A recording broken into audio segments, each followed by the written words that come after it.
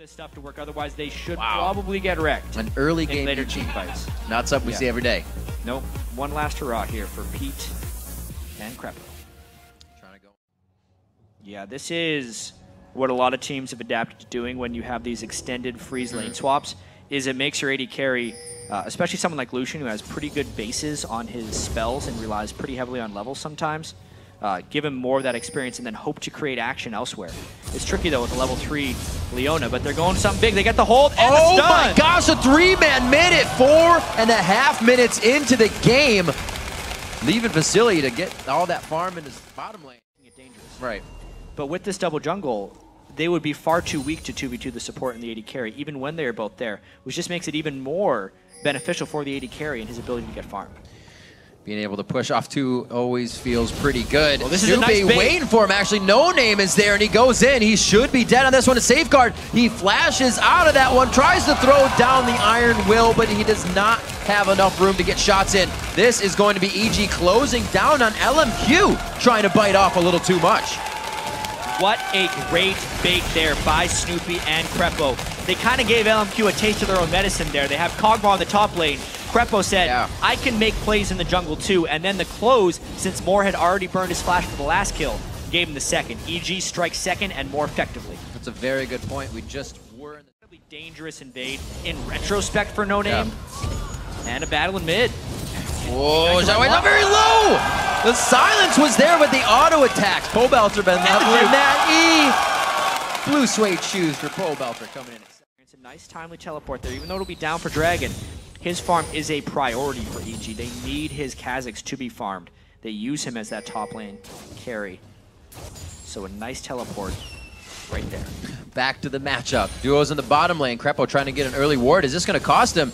A good rotation here and a read by Snoopy, but No Name is trying to do the same thing as they go in. Crepo taking a lot of damage. The dash forward. The shot's hit, and he dashes back for the calling to continue onto Yellow Pete. Great mechanics coming in from Vasily. A nice shot on the solar flare. A double kill coming in. They're going to chomp down right onto Pobelter, and across the map, EG starts to fall. LMQ, flip the switch, turn it. No Athene's on Xiao yet, so mid laner's not hitting huge damage breakpoints. Getting the blue buff onto Pobelter was very important there as well. You can see a very close steal attempt by No Name. LMQ starts the Dragon in a very aggressive fashion, forcing EG to move in there. EG is slow to respawn. This has given Inox time to get the ultimate back up. There's the solar flare right onto Yellow Pete. A flame back off of what they tried to get down into the back line. This is good damage coming from Inox. Inox turns now, more in his face, but he goes for Vasily, trying to take down the AD carry right away, and beautiful focus from Evil Geniuses in this Dragon fight. But Xiao now makes himself present, misses the first attack. The heal comes out from Vasily, and EG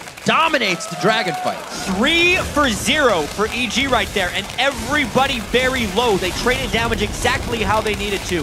They retake the lead in this game as LMQ got set as well. There is logic behind this. Trinity Force Blade of the Rune King Kog'Maw though. Crepo getting himself maxed out on HP as much as he can.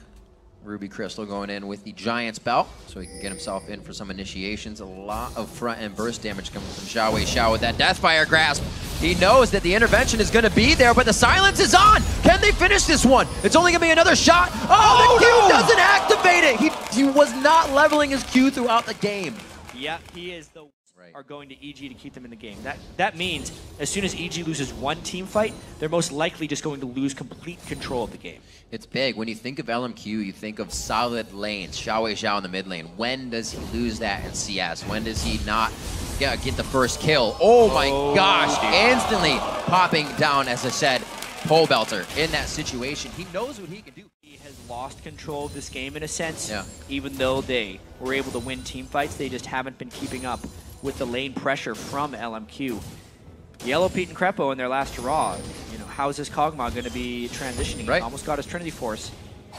Pobelter's a little bit struggling because of the kills from LeBlanc that have been putting down on him. And there's the, oh my word. Oh, from the outside, Ackerman comes in. Crepo gets chewed up right away. Inox doing what he can. Thinks he can get onto Xiao. They throw the intervention out perfectly onto him. But are they trading enough damage back? Yes, they are. Inox very close to going down. No ignite on him, and he's able to get away. Sonic Wave just missing as they take down Yellow Pete on the backside of that fight. Snoopy back and forth. Zhao does not go down to the Acathian. Surprise, gets himself to safety. Snoopy goes down after he was trying to get to Zhao, and they put a bit of aggression has seemed to pay off for him this game, but he did find that fine line between safety and aggression.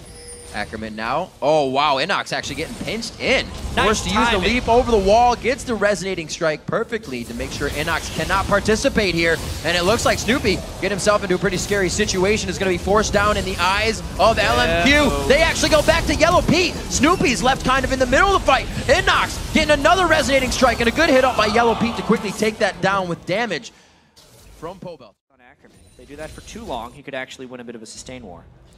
Ooh, this is going to be big. Is the silence there? The intervention actually takes off that burst damage from the front end of that second activation. It looks like Zhao's left with just a bit of damage. Ackerman, like you said, if that is an elongated fight, he could be able to come out on top. A 2-second wait on that invisibility now, and it does cost Inox's life.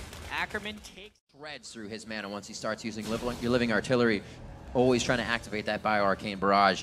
So we'll see how much effect he has in this fight. A level 16 to 15, Pobelter's kind of brought himself up in that. Ackerman in a good spot. He's going to try to get an attack on. Blade of the Rune King, no, the Cutlass goes down. Tries to activate a Yellow Pea with the intervention. The lock is still on time with the intervention save, but the follow-up is too much. LMQ going hard, throws the fake out down to the bottom side. Pobelter goes down, and LMQ makes a push for the inhibitor turret. Too quickly, too many dashes, and now they're on Baron. Snoopy, he is alive to do it. The Volatile Spider goes out, not enough vision. Baron going down, but it looks like they're going to back off of this one. It has too much HP. Crepo takes a big hit up, he gets her! The flay into the hook! Crepo flashes, but the culling reaches him just on the tail end. Inox trying to get out of this one. The movement speed coming in from the ult as he goes Viz. And it looks like they're going to be able to go back to the Baron. One coming up, which means Pobelter won't make it in time. That's two still down. I mean, that was one hell of a play by Crepo. Yeah. But the situation that EG was in was a disaster anyway, so I don't know if a great play doing a bad thing is still a great play. Right. It could just be a bad play. LMQ team did. Now as they pressure the inhibitor turret, EG's indication of anything is going to be coming from Crepo. If Crepo can do it or Snoopy can get a cocoon, that's all they got. LMQ sees it every time.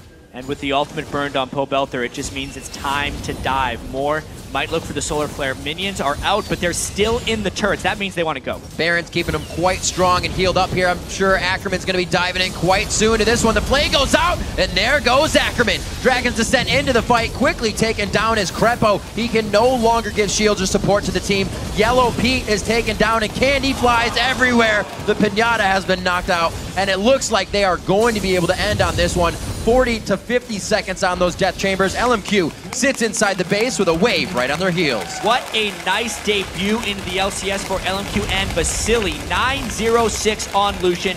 They destroy Evil Geniuses. Start their season with a win. Very nice job. It's going to take just about 35 minutes for LMQ's first win here in the North American LCS, and they do take down the Nexus versus Evil Geniuses.